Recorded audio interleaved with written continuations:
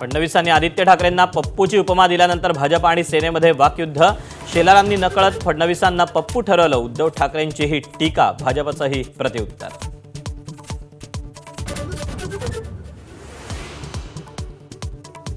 मतदार यादीवरून धार्मिक राजकारणाला वेग। ठाकरेंना केवळ भोईर पाटील हेच दुबार मतदार दिसले, अन्सारी शेख दिसले नाही का? शेलारांचा सवाल।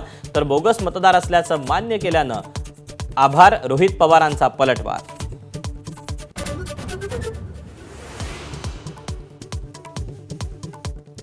लोकसभेला वापरलेली यादीच विधानसभेला वापरली गेली। मतदार यादीवर बोट ठेवणाऱ्या विरोधकांना बावनकुळेंचं प्रत्युत्तर। तर महायुतीलाच 51% मतं मिळतील असा विरोधकांचाच सर्वे असल्याचाही दावा।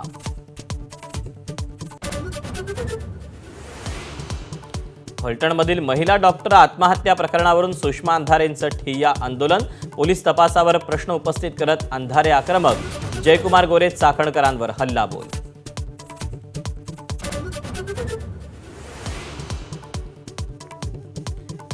राज्यपाल आणि विधानसभा अध्यक्षांना बोल लावणं, वकील असीम सरोदेंना भोवलं।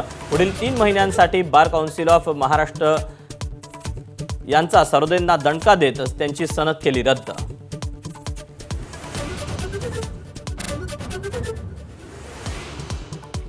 महिला वनडे विश्वचषक खिशात घालून भारतीय महिला ब्रिगेडनं इतिहास रचला। दक्षिण आफ्रिकेला धूळ चारून विश्वचषकावर कोरलं नाव।